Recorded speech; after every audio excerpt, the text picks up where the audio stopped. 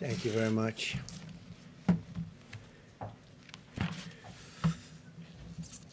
So, nice to be with you. America continues to gain ground in the war against the virus. I want to thank the American people for answering the call, following our guidelines, and making the sacrifices required to overcome this terrible threat. More aggressively, we commit to social distancing. So important. Social distancing, such an important phrase. And we do it right now. The more lives that we can save, and the sooner we can eventually get people back to work, back to school, and back to normal. And there are large sections of our country probably can go back much sooner than other sections. And we're obviously looking at that also.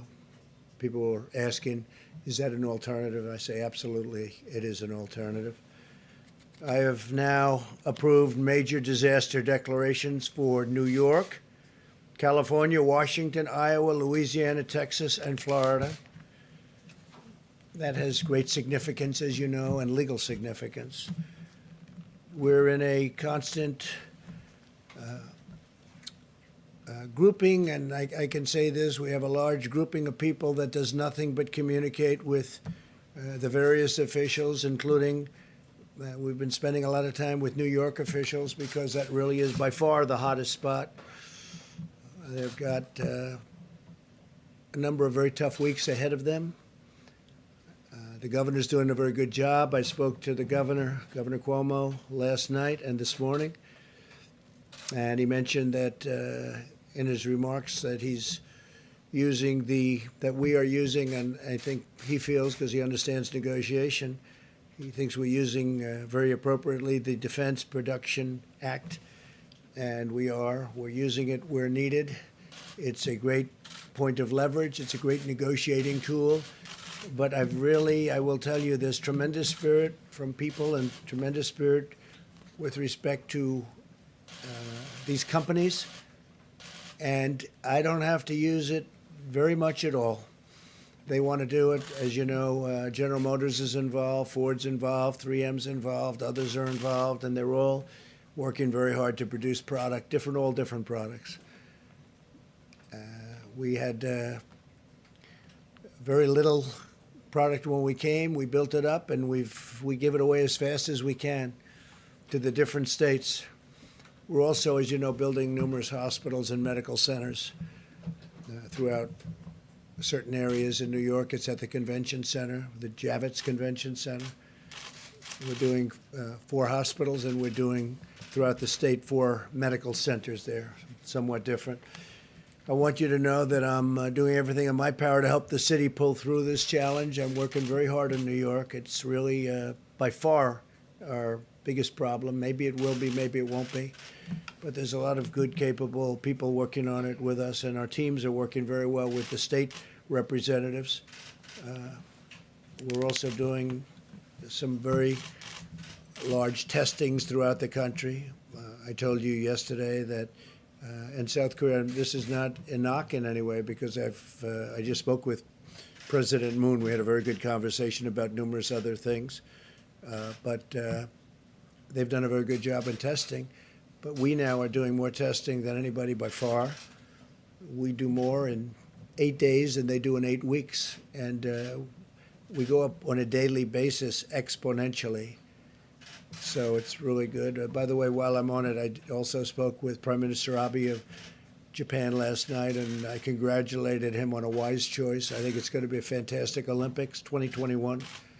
I think it's going to be a fantastic Olympics. It was the absolute right decision to delay it for a full year and now have a full, beautiful Olympics. It's going to be very important because it's probably the first time, maybe ever, or certainly in a long time, that it was on a odd year. It's always on an even year, they tell me.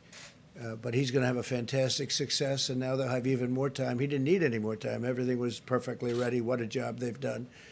But Japan, I want to congratulate Japan, the IOC, and Prime Minister Abe on a great decision. I think it's going to be a fantastic Olympics. I told him I'll be there.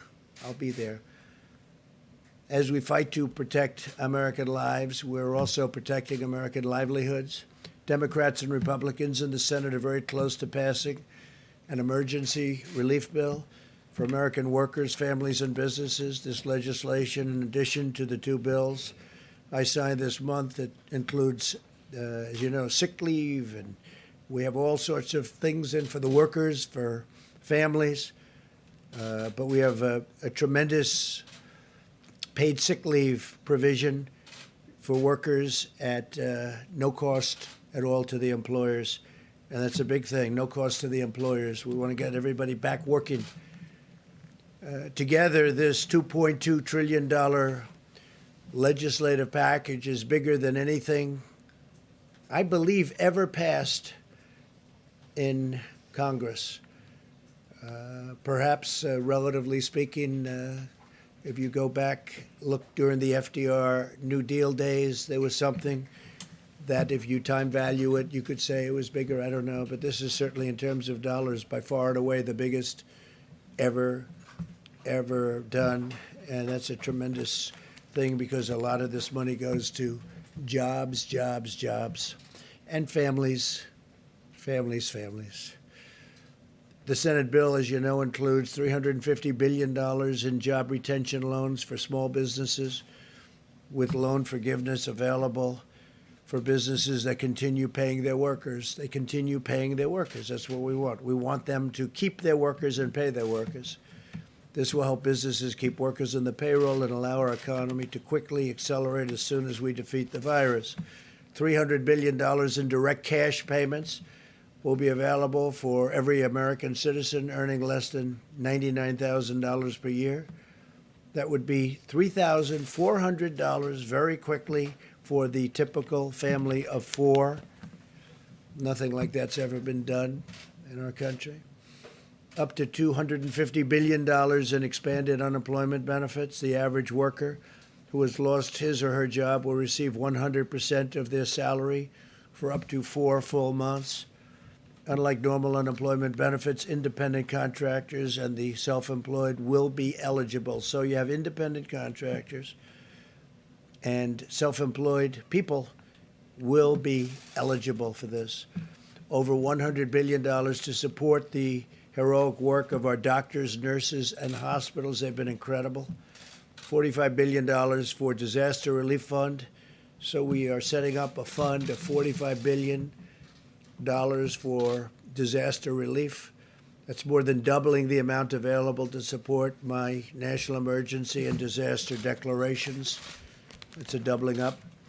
$27 billion to build up the strategic national stockpile with critical supplies, including masks, respirators, pharmaceuticals, and everything you can imagine, because it was very depleted, like our military was depleted. Now we have a brand new military.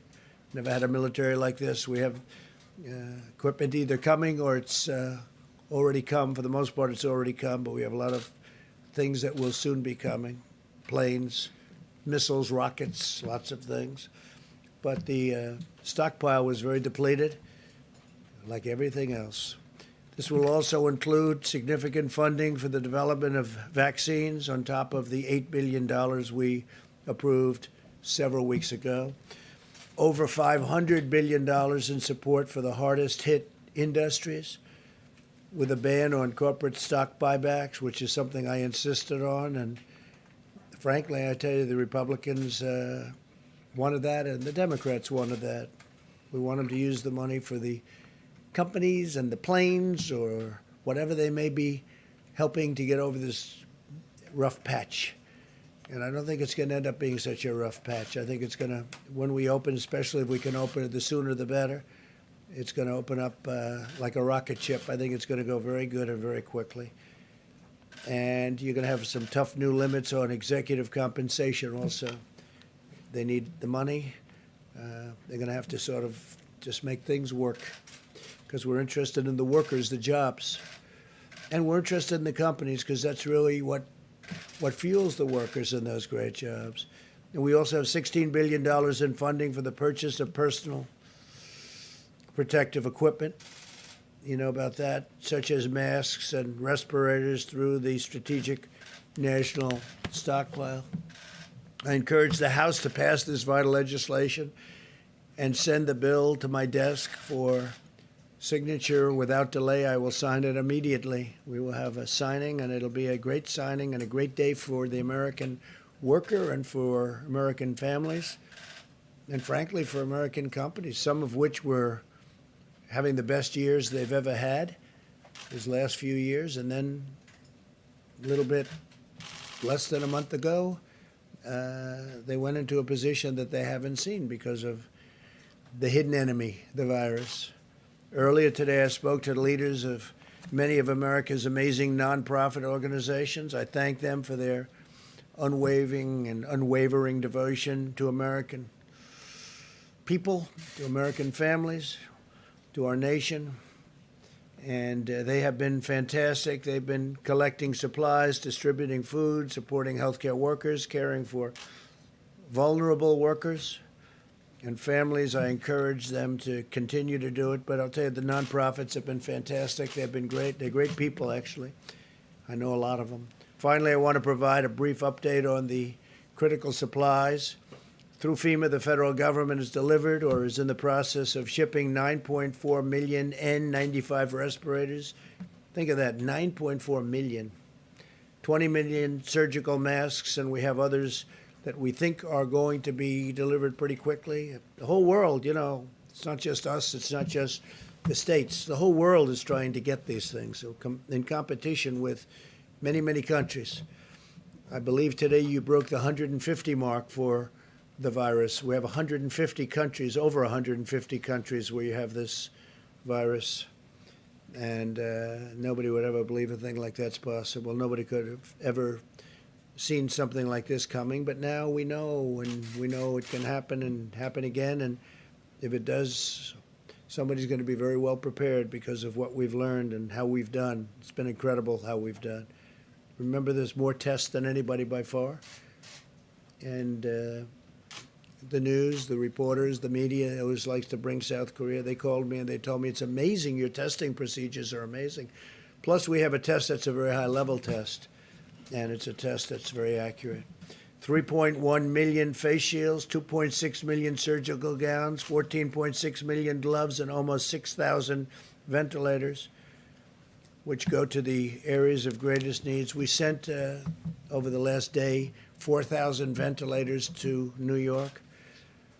And I spoke with the governor about that. He was happy. I spoke with the mayor also about that, Mayor de Blasio. He was very happy.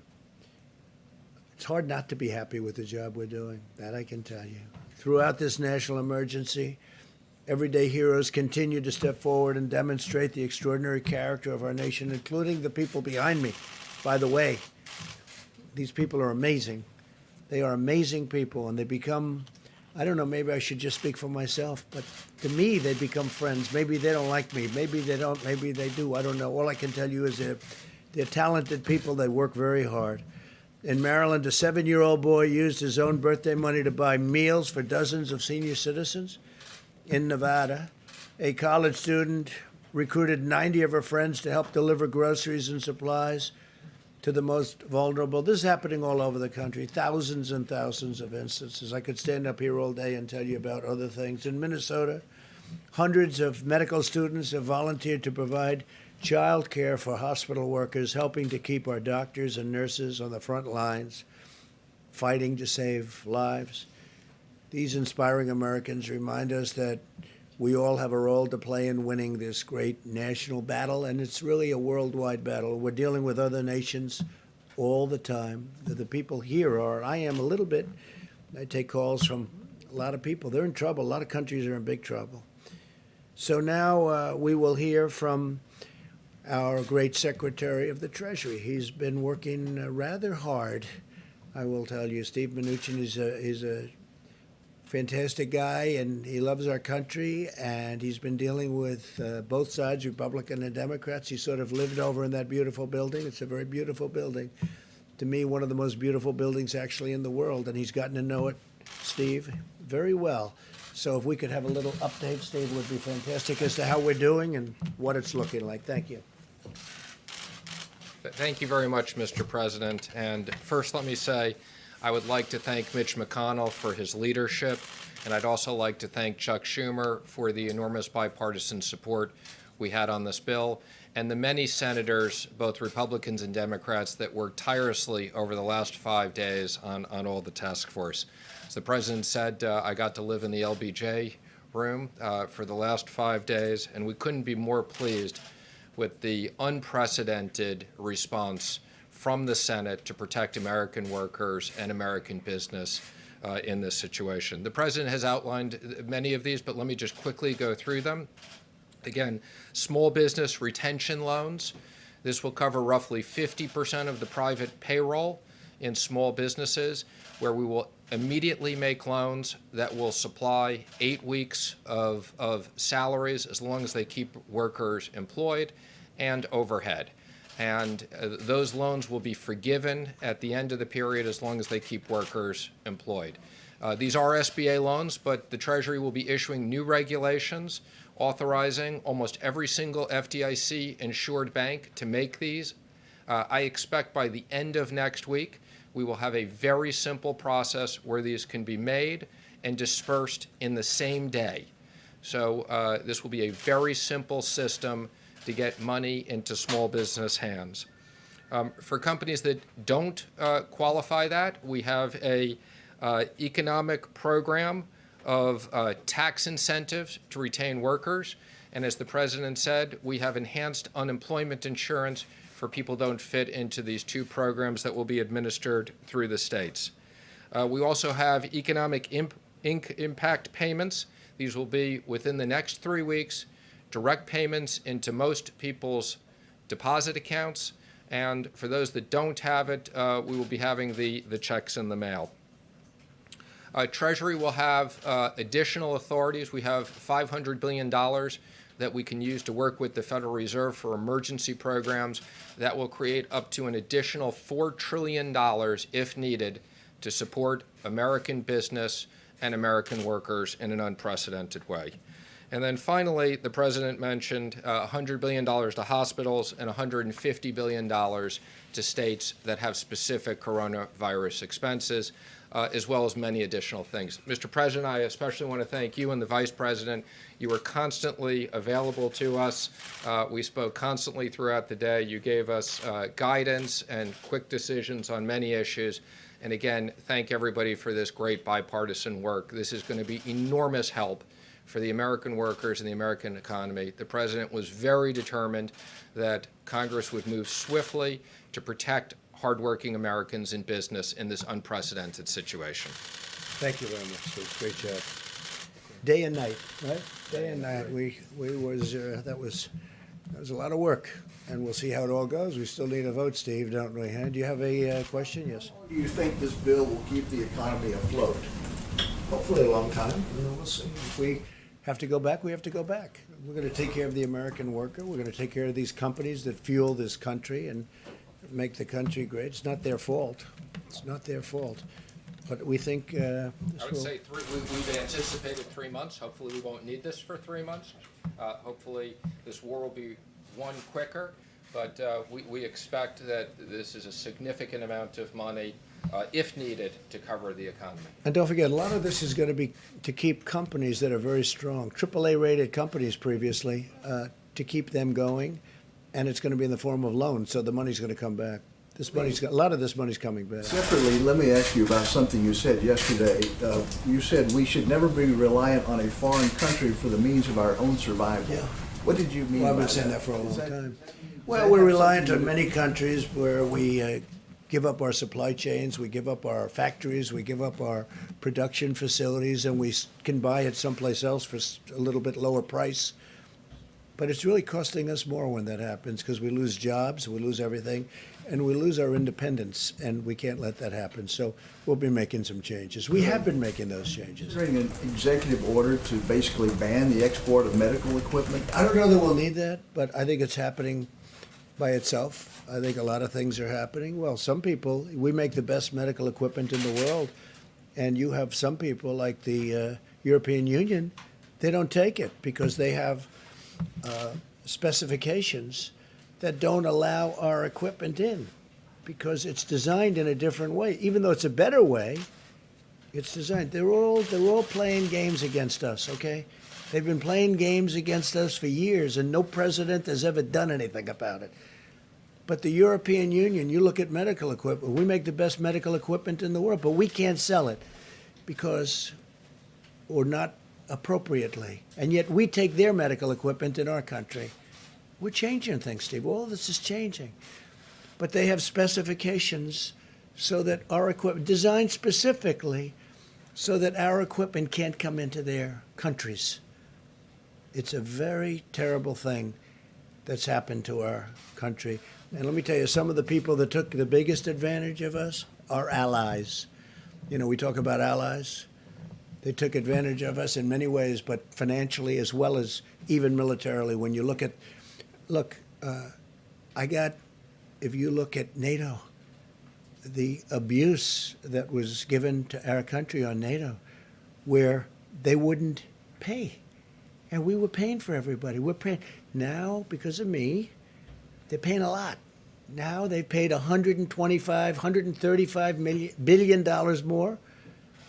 And then ultimately, Secretary General Stoltenberg, who I think you would say is maybe my biggest fan, we got him to pay an additional $400 billion other countries.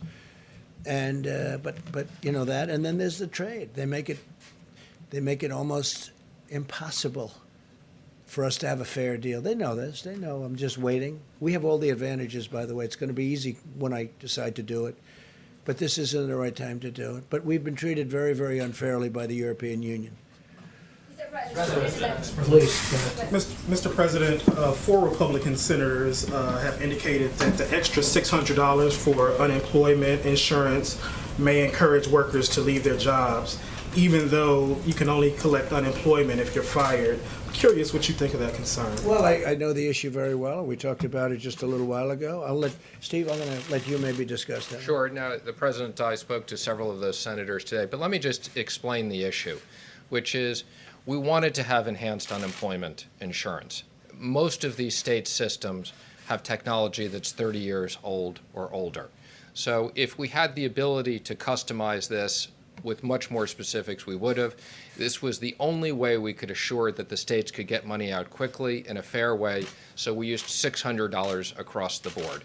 And I don't think it'll create incentives. Most Americans, what they want to keep their jobs. And I said for 50% of these businesses, they will have the businesses keep those jobs. So this was, our number one issue was how do we make sure that American workers who needed to keep getting paid, this is no fault of their own, that businesses have been shut down. The president and vice president wanted to make sure those hardworking Americans got money, and this was the most efficient way of doing it. Senators that you spoke with, are they in agreement now? I'm not going to comment on the specifics of where they are, but I would say, our expectation is this bill passes tonight and gets to the House tomorrow, and they pass it. We need to get this money into the American economy and American workers. That's the importance of this. The one good thing when you think about that, people are going to get actually more money, but we don't want to give a disincentive. But they have been talking about that. It's a good question, actually.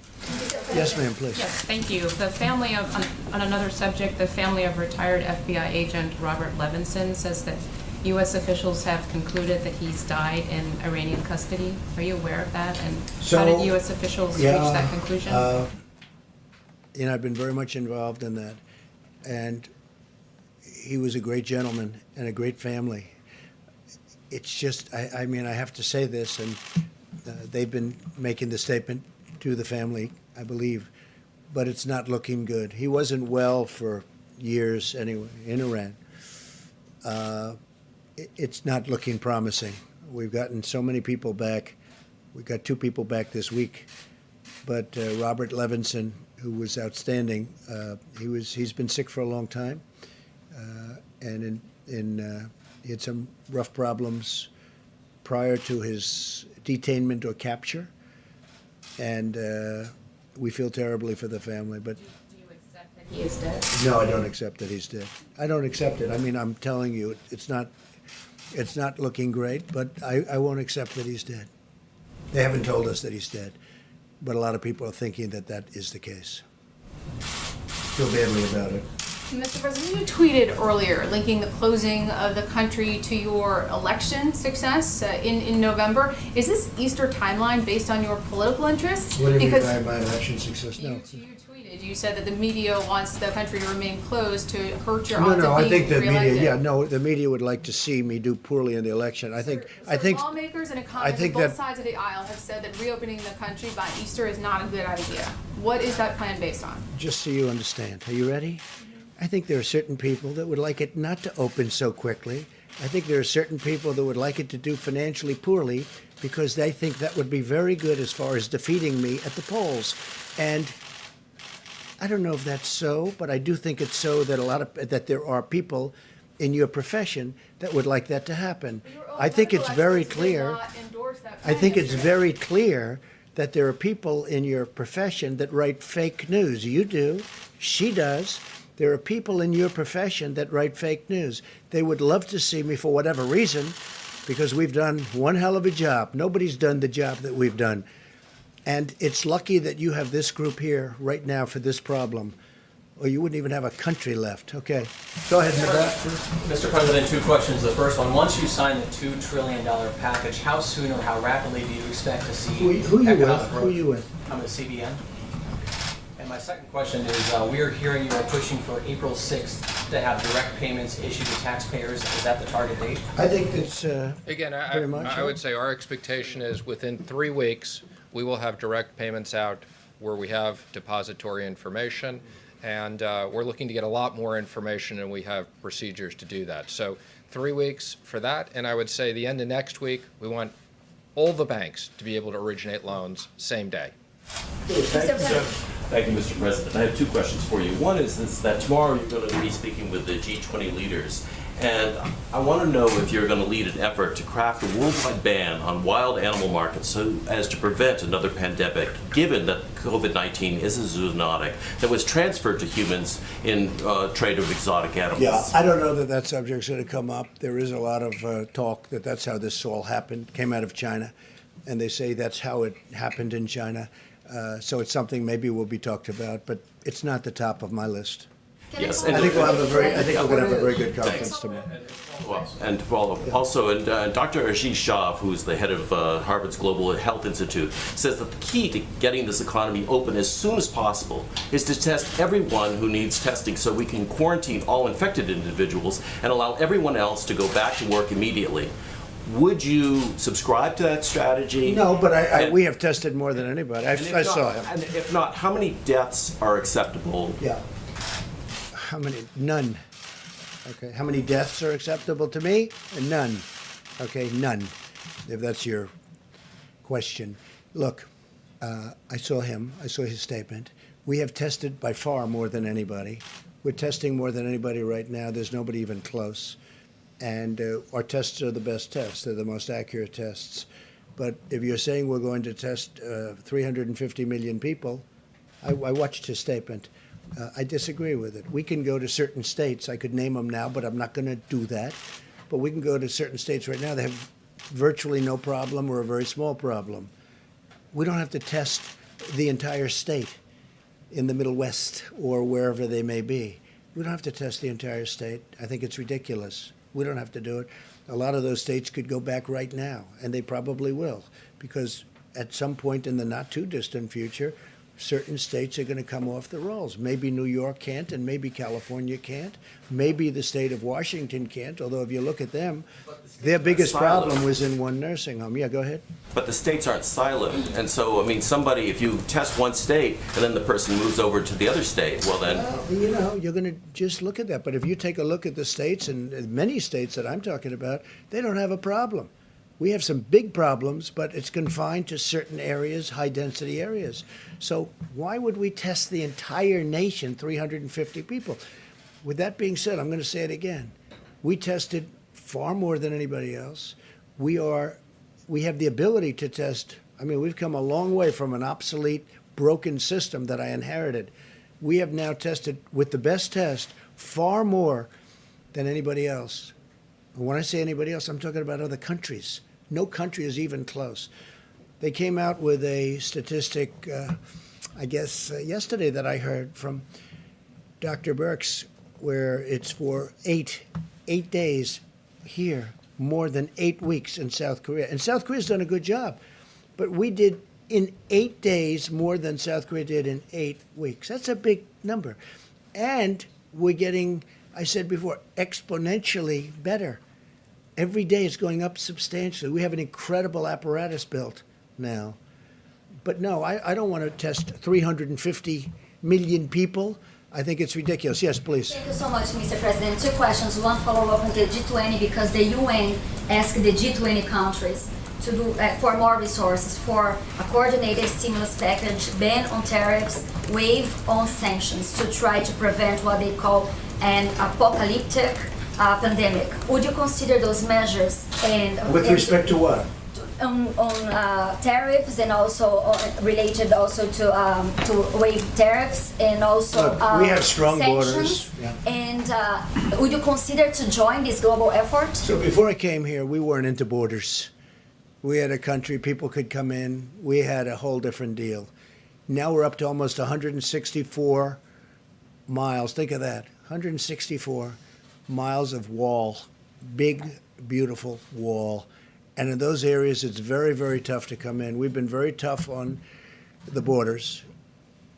I mean, where we have the wall built, nobody's getting through. Now, they're going around, but that's a long trip. If they're going around, that's the way they get through. But no, I'm very strong on borders, and I don't want people coming in here. What I want is, if they're going to come in, they have to come in legally. They have to come in through merit. We're not having the people that you're talking about come into our country. All right. Just a follow-up on another Thanks, question. sir. Question for you and then for Dr. Fauci, if you'll let me. Both Republican and Democrat packages of the stimulus included $25 million worth of funding for the Kennedy Performance Arts Center here in Washington, D.C. Shouldn't that money be going to masks, respirators? Well, I'll tell you what, I approved that, and I knew it was 35 million, and we actually took off 10. But I'm a fan of that, although I haven't spent time there because I'm far too busy. I'd love to go there evenings, but I'm too busy doing things because that's more important for me than going there. But the Kennedy Center has suffered greatly because nobody can go there. It's essentially closed. And they do need some funding. And I said, look, that was a Democrat request. That was not my request. But you got to give them something. It's something that they wanted. You know, it works that way. The Democrats have treated us fairly. I really believe that we've had a very good back and forth. And I say that with respect to Chuck Schumer. I spoke to him a number of times. But, you know, they had requests also. So that was a request. There were 35, as you know, and it came down to 25. We got it down to 25. We agreed. I said, that's a lousy soundbite. That's not a good soundbite. But that's the way life works. With that being said, the Kennedy Center, they do a beautiful job, an incredible job. David Rubenstein does a fantastic job. He's very much involved, and he puts up a lot of money, and he does things that a lot of people wouldn't be able to do or do. But they've been essentially closed. They have tremendous deficits that are built up. I mean, this thing has been devastating to it. So I didn't have a big problem with it. But this was a request from the Democrats because of the fact that they have a facility that's essentially closed up. Yes, Another question, sir. In other words, you couldn't go there if you wanted to. If I wanted to go there tonight to look at Romeo and Juliet, I'd love to see Romeo and Juliet tonight, right? You know what would happen? They say, sorry, 250 people or 50 people, whatever it might be down to. Go ahead. And then earlier today, Senator Marco Rubio told RCP that, quote, the World Health Organization showed favoritism to China, unquote. And then Representative Michael McCall, the ranking member on the House Foreign Relations Committee, he questioned the integrity of the World Health Organization's director, saying, quote, that there were several red flags in his past with respect to his relationship with China. Do you agree? Do you think the World Health Organization showed favoritism? And then once all the dust settles, do you think that the United States should re-explore its relationship with the World Health Organization? Well, I think there is a lot of, certainly a lot of talk that has been very unfair. I think that a lot of people feel that it's been very unfair. It's been very much sided with China. And a lot of people are not happy about it. At the same time, Dr. Fauci and myself and other people, there are people on there that we like and we know. I think your friends are on there, a lot of good people, a lot of good professionals. I don't know, it'd be interesting to hear if you'd like to talk about the World WHO. But the fact is that I have heard for years that that is very much biased toward China. So I don't know. Doctor, you want me to get you into this political mess? No, I don't want you to do that, but I will. Tedros is really an outstanding person. I've known him from the time that he was the Minister of Health of Ethiopia. I mean, obviously, over the years, anyone who says that the WHO has not had problems has not been watching the WHO. But I think under his leadership, they've done very well. He has been all over this. I was on the phone with him a few hours ago, leading a WHO call. Praising China's transparency, sir? No, I'm not talking about China. You asked me about Tedros. World Health Organization praising China for its transparency and leadership on their response to the pandemic? You know, I can't comment on that because, I mean, I don't have any viewpoint into it. I mean, I don't even know what your question is. Right. Can I follow up on that phone call, please? Welcome to the group. Can You know, let me just tell you, I've heard that for years. I spoke to him yesterday. Seems fine to me. I don't know. But we're the ones that gave the great response, and we're the ones that kept China out of here. And if we didn't do it, you'd have thousands and thousands of people would have died, that are now living and happy. If I didn't do that early, call on China, and nobody wanted that to happen. Everybody thought it was just unnecessary to do it. And if we didn't do that, thousands and thousands of people would have died, more than what's happened. So that's it. All right, maybe one more. Steve, go ahead. When you have this G20 meeting tomorrow, what sort of coordinated response are you expecting? No coordinate. We're going to have a meeting with the 20 nations total, including us, and it'll be a conference call tomorrow morning sometime. I look forward to people I know I like. I think in every instance I like every one of them. But it'll be an interesting call. You'll be the first to know. Next week, when the 15-day period ends, what should we expect then? Are you going to extend it for another We'll week? be talking. I'll be speaking.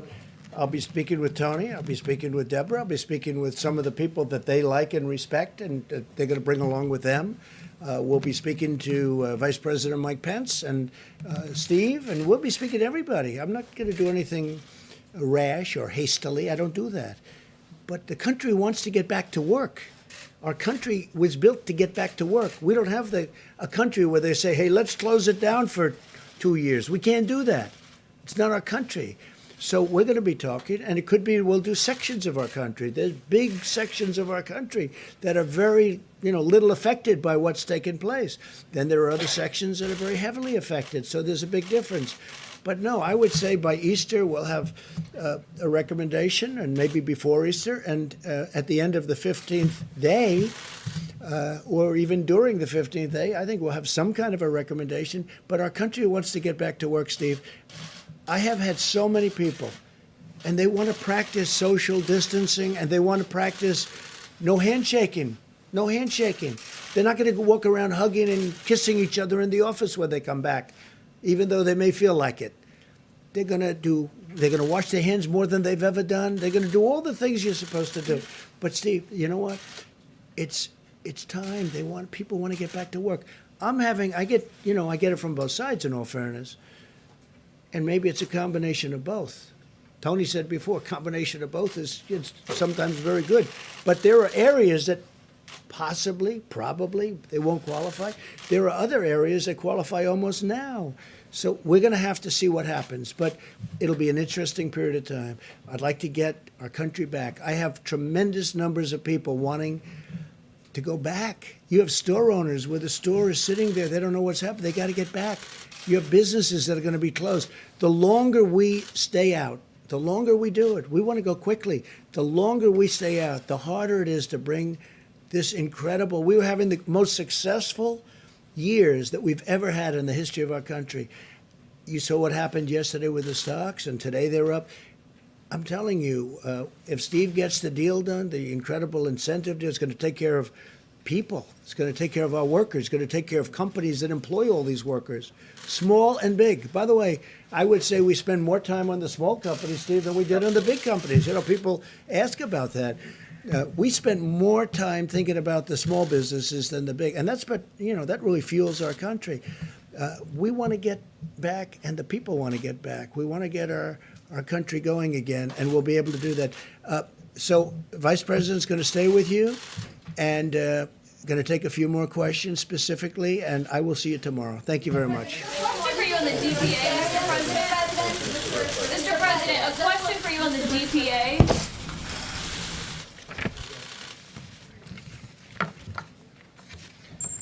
Well, thank you all. A report on today's action by the White House Coronavirus Task Force. The President and our entire team continue to be inspired by the way people all across this country are putting into practice 15 days to slow the spread. We are 10 days into the 15 days. And let me say again to every American, if you're in an area that's been impacted by the coronavirus, it's absolutely essential that you listen to state and local authorities for guidance.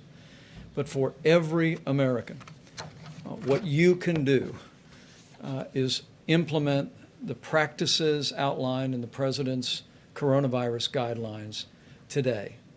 Because we truly do believe that, as millions of Americans have done and will continue to do, that we can significantly impact the rate of growth in this epidemic in our country. We can spare Americans from exposure to the coronavirus, and we can save lives. And so on behalf of the President and our entire task force, I want to say thank you to the American people. Thank you for your cooperation. Thank you for embracing the principles in 15 days to slow the spread. We heard about that cooperation today in a series of conference calls. We spoke with equipment manufacturers who are stepping forward as never before to assist us in developing the medical equipment that is essential, whether it be masks or other medical supplies or ventilators. FEMA reported to our task force today that hundreds of companies have stepped forward to be involved in the supply chain, and we are vetting nearly 70 of those countries for specific repurposing of their manufacturing to produce everything from masks to gloves to gowns and, of course, to ventilators. We also had a very productive call with Secretary Betsy DeVos with education leaders from around the country today. And let me say on behalf of the President and a grateful nation, thank you to all of our teachers.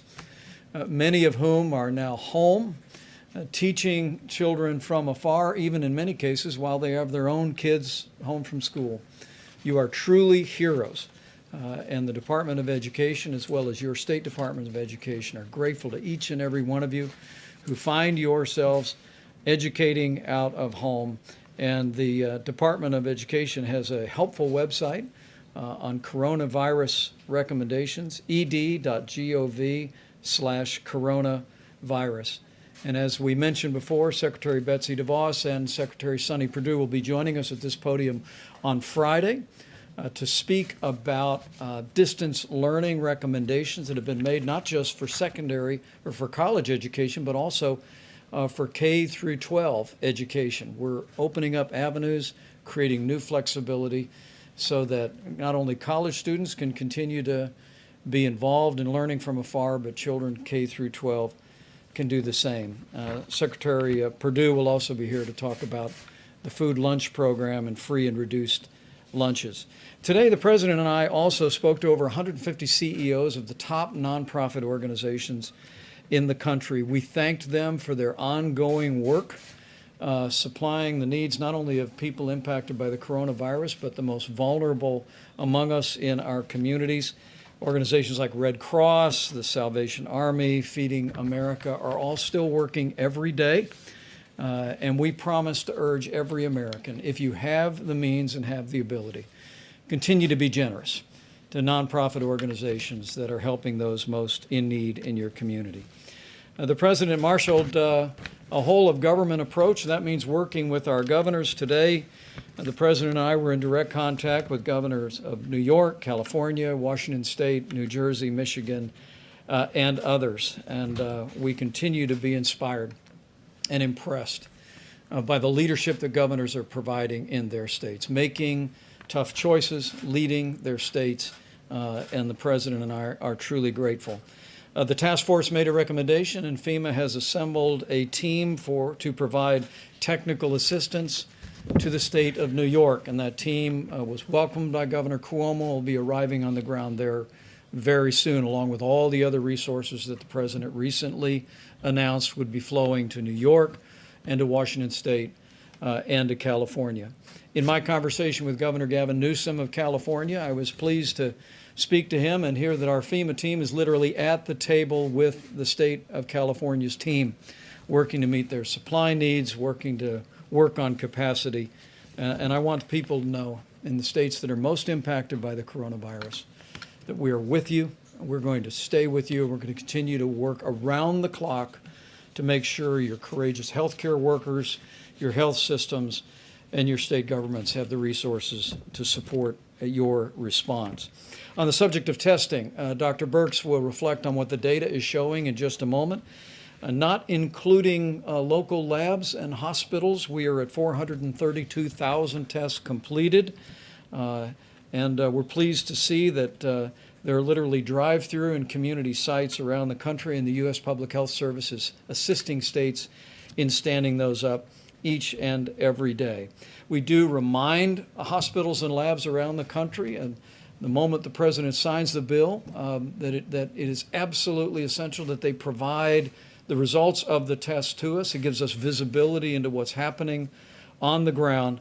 But because of the public-private partnership President Trump initiated with these vast commercial lab networks around the country, we are adding tens of thousands of tests every single day. On the subject of supplies, before the end of the week, we'll talk a bit more, as the President did moments ago, about the supply chain. I was at FEMA last night and literally saw a room full of people with laptops and cell phones. We are literally leaving no stone unturned, as I told governors today, to find medical supplies, whether it be masks or gowns or gloves or ventilators, and the team is working around the clock to meet those needs. A few smaller items. First and foremost, the CDC is developing guidance, which we'll be publishing tomorrow, about the best way to utilize our natural resources at our parks. It would be several weeks ago that our Park Service waived all entrance fees, and we directed the CDC to produce guidance for how people can still practice social distancing and common sense, but be out of doors and enjoy our natural parks. We'll also be sharing that guidance with the vast state park systems around the country and encouraging their support. With that, let me last say again, there's nothing more important for the American people to do to slow the spread than to heed your state and local guidance in areas impacted by the coronavirus, and for everyone else to put into practice the 15 days to slow the spread. Dr. Fauci will reflect on the importance of mitigation and the impact that we believe that it is having around the country. But it is, people ask me from time to time, what can I do? And I say from my heart to every American, this is what you can do. Not just to protect your own health and that of your family, but no American wants to inadvertently spread the coronavirus, particularly to those that may be vulnerable to serious health consequences. Remember that the risk of serious illness to the average American remains low. I mean, the vast majority of people that contract the coronavirus will have mild symptoms to flu-like symptoms and will recover. But for seniors with serious underlying health conditions or with people with immunodeficiencies, everyone needs to practice the principles of 15 days to slow the spread. The president announced this week that we are looking forward to the day that we can open up the country. And this team will be bringing him recommendations about how we can safely and responsibly do just that. But for every American that wants to see America back in business, you can hasten the day by putting into practice the 15 days to slow the spread. Go to coronavirus.gov for details. And I truly do believe if all of us will do all that we can do, we will slow the spread, we will protect the most vulnerable, and we will heal our land.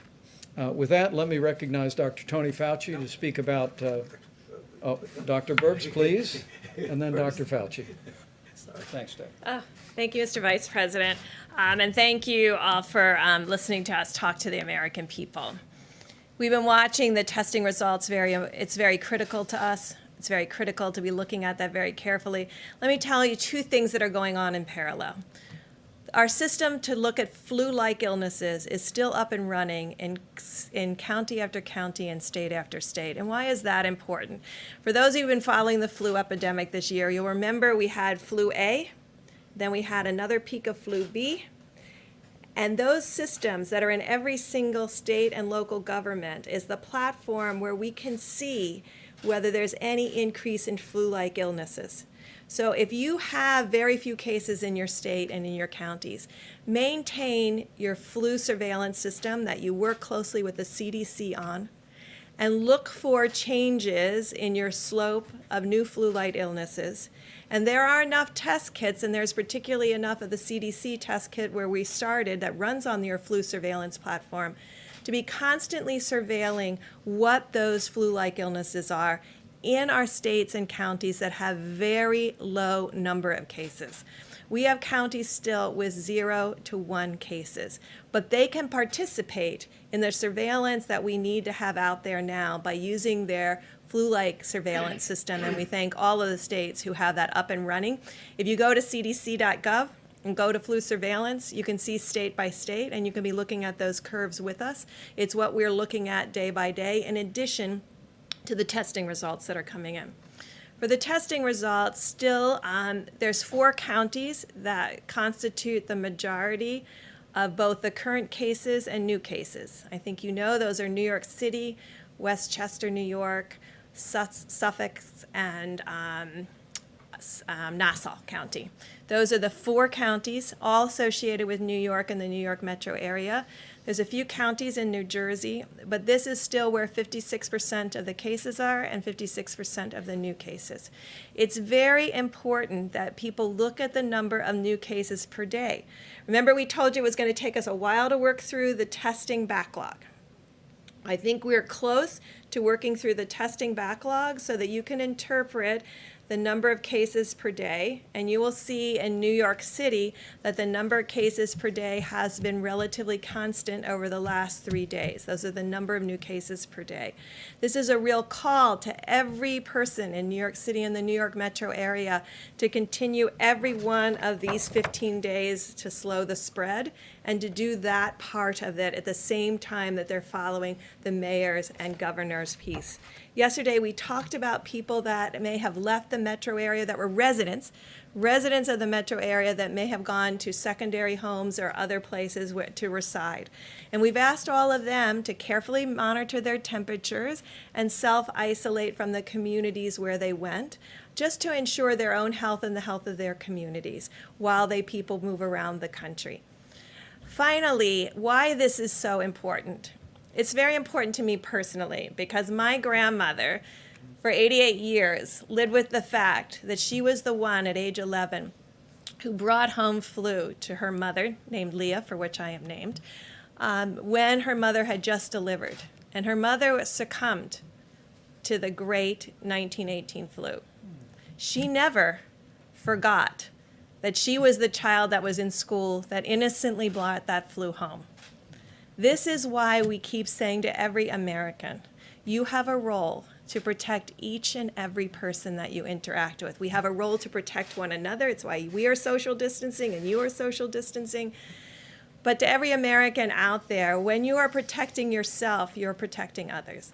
And if you inadvertently, I know, brought this virus home to someone with a pre-existing condition, I can tell you my grandmother lived with that for 88 years. So this is what we're trying. This is the message that's important to everybody. This is not a theoretic.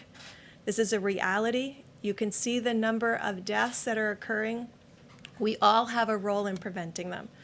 So thank you for the work that you do to get our message out to others, to really ensure that every American understands how important their role is as we move through these next 5 days, to not let up for an instant. I hear some reports that someone said, oh, well, the new cases in New York are increasing or the hospitalizations are increasing. The number of new cases over the last 3 days have been consistent, but not rising any more than a consistent day-over-day rise. You will see hospital cases continue to increase because they are a reflection of what happened 1 to 2 weeks ago before the full mitigation efforts were put into place. So each person in every place, no matter what county, what community, what state, can work with us to ensure that we prevent the spread of this virus to others. So thank you. Thank you, Mr. Vice President. I just want to spend a couple of minutes telling you a little bit about some information that I got on our weekly call that we have at least once a week with the WHO, which is led by Dr. Tedros and Mike Ryan, who's the point man there, to give us some information. And in that regard, I want to apologize for my curt response to you when you asked me about the China deal, because I shouldn't have done that. That's not my style.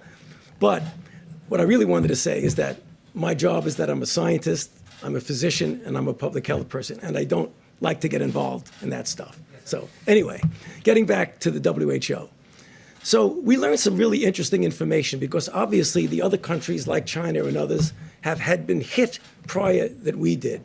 One of the things that was striking to me, and I just throw it out because it's something that we will face. We're not facing it now, but we will face.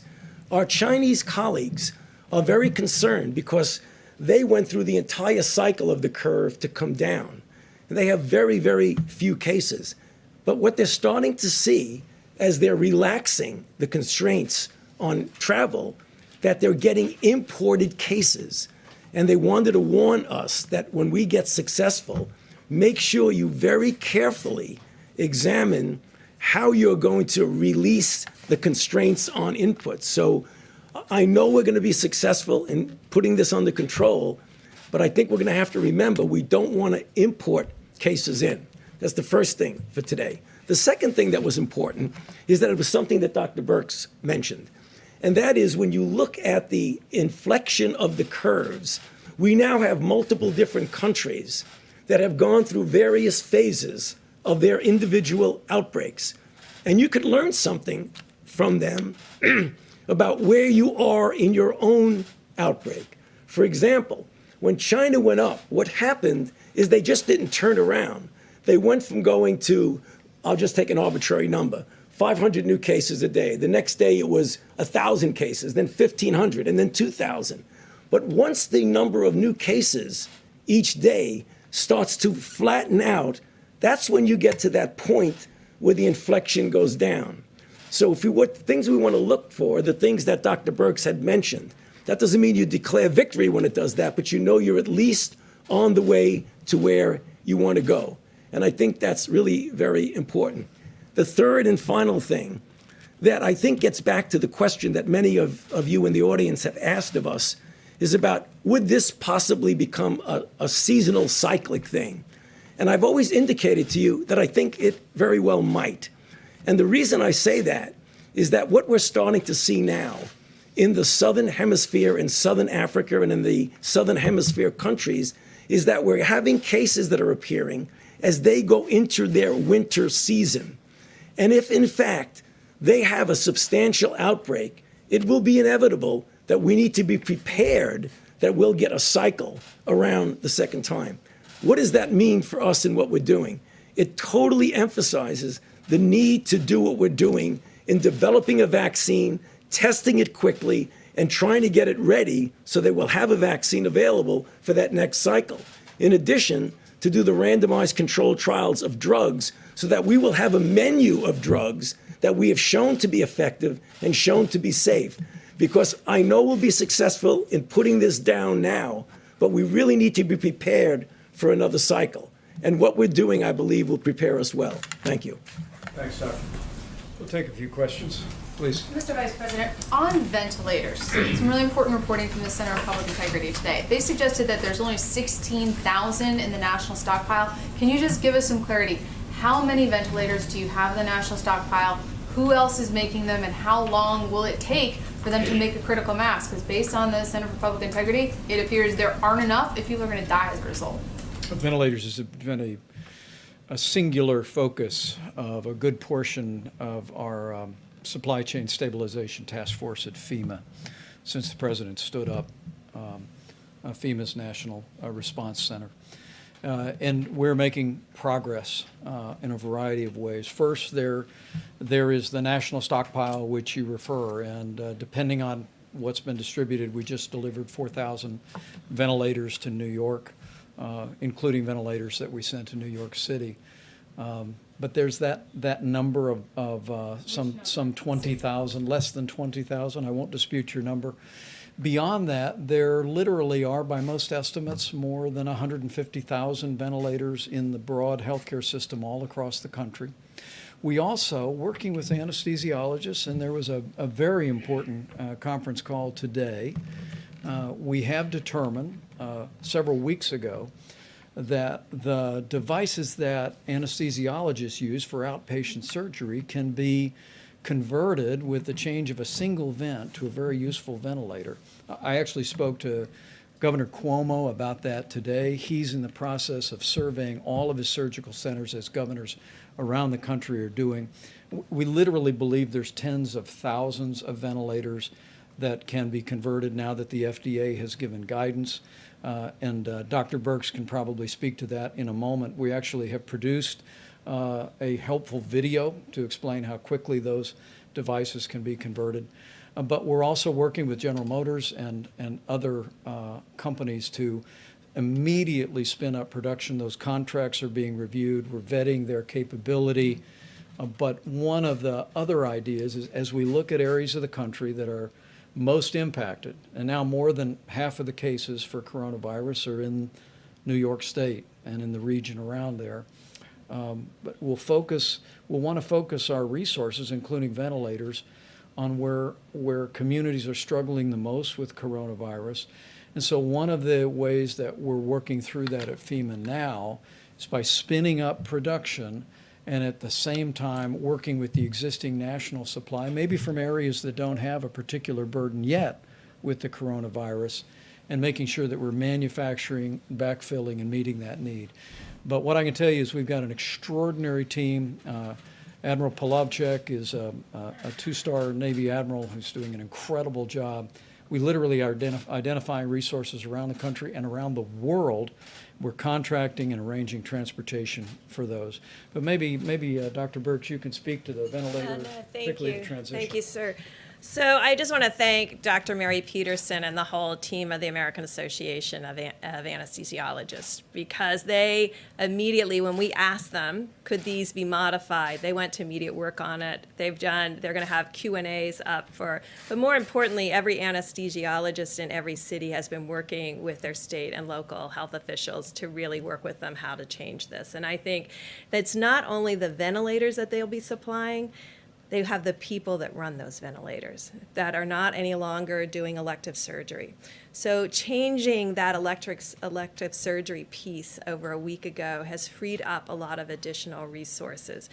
When I talk to you about how we've done some things that are very horizontal across the country, but we're collecting data now in a county by county granular way.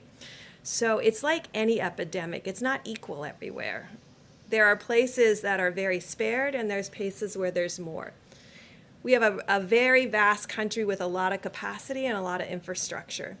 And so looking very specifically about where the virus has been, where is it going, who's got freed up resources from where it has been, because it hit Washington State earlier than it hit New York, and looking at all of those pieces to really ensure how we can innovatively move equipment around based on the need. And so I know that it has become a place where people are looking at numbers rather than what is needed. Because if you do these projections, when you got to those projections that said, like in Germany and others, that implied that 60% or 50% of the population would get infected, I want to be very clear, the only way that happens is this virus remains continuously moving through populations in this cycle, in the fall cycle, and another cycle. So that's through 3 cycles with nothing being done. And so we're dealing with the cycle A right now, not the one that could come in the fall of 2020, although we're getting prepared for it by the innovations that are being worked on, and not the 2021. We're really dealing with the here and now while we're planning for the future. And I think the numbers that have been put out there are actually very frightening to people. But I can tell you, if you go back and look at Wuhan and Hubei and all of these provinces, when they talk about 60,000 people being infected, even if you said, oh, right, well, there's asymptomatics and all of that, so you get to 600,000 people out of 80 million. That is nowhere close to the numbers that you see people putting out there. I think it has frightened the American people. I think on a model that you just run full out, you can get to those numbers if you have zero controls and you do nothing. And we know that every American is doing something. And so I think what our job right now is to carefully detail on a hospital by hospital, state by state, county by county, to outline what the infrastructure needs are and ensure that we're meeting them, both from the stockpile and from the generosity and movement of the American people and other hospitals. Dr. Burks, a lot of folks out there, well-intentioned, are sewing cloth masks and donating them to hospitals. So you or Dr. Fauci, can you weigh in on that? Because obviously these people have great intentions, but there's some mixed feedback on whether that's a good idea. I'm sorry. Better than what nothing? Lots of surgical masks. People are sewing them. So clothing manufacturers, volunteers dropping them off at hospitals. Is that necessary? Is that helpful? Is it something you'd recommend? Well, I mean, you would only recommend that under desperate situations if you don't have any masks. But what we're seeing now, as you've heard, is a rather significant inflow of masks that are coming in that are going to be available. I mean, obviously, if you don't have a mask and you need a mask and it's appropriate for you to be wear it, you do what you can. But I don't see that now as a necessity, given what's going on right now. Great. Great. Mr. Vice President? We'll take a couple more. Thanks. Go ahead. Thank you, Mr. Vice President. We keep hearing reports of competition among states that are trying to buy this necessary equipment on the private market. And the governor of Kentucky said yesterday that his state was in line to buy some equipment, but FEMA came in and purchased it from under them. So he says this is creating a real problem for states because on the one hand, they're being told to get the equipment themselves if they can, but on the other hand, the federal government is buying up the supply chain. So is this a problem that you're hearing about, and what is your advice to states like Kentucky that are having this issue? I actually spoke to the governor of Michigan today, Governor Whitmer, and I, about just that. And we put our FEMA regional representative right on the case. We want to make sure that we're acquiring every bit as much as we can through FEMA. But as we work with the supply chain, we want to have full coordination with the states and the requests they're making and hospitals that they're making. And we're looking into those matters. But make no mistake about it, this FEMA team at the President's direction is leaning into this effort, leaving no stone unturned, literally searching not just the nation but the world for all these critical supplies. And as the President just reported to you, we're in the process of shipping 9.4 million N95 respirators, 20 million surgical masks, 3.1 million face shields, and the list goes on. And we're going to be shipping those every single day. But as I told Governor Whitmer today, who's leading her state through all of this with great energy, we want to partner with her. We want to partner with every governor and make sure that the left hand knows what the right hand is doing in terms of acquiring resources. Mr. Vice President. Thank you, sir. Or how about you right here? Thank you so much. No, right here. Thank you. Can I ask Thank the you. next one? Go ahead. On the mask question, healthcare workers on the ground still report that there are mask shortages. What timeline do you predict for making sure everyone who needs a mask is adequately supplied?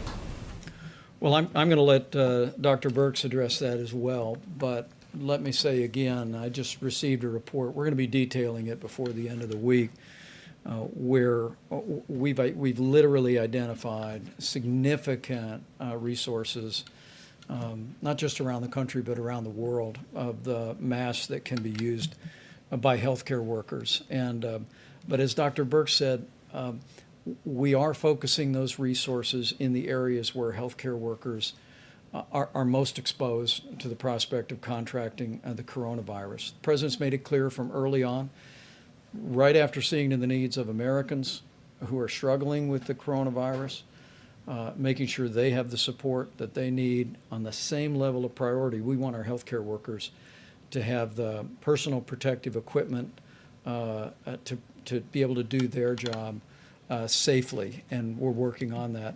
I will tell you, I spoke about this today to several governors, not only the governor of Michigan, but the governor of Indiana, and President Trump and I couldn't be more grateful. The way governors around the country are joining us in calling on businesses to go back to their warehouses and identify industrial masks, N95 masks, that because of the change that President Trump insisted on in the law, can now be used by hospital workers. And they're perfectly acceptable to protect a healthcare worker from the possibility of a respiratory disease. But we're calling on, and our governors are joining us in calling on every business across America during this time of great challenge where many businesses are idled.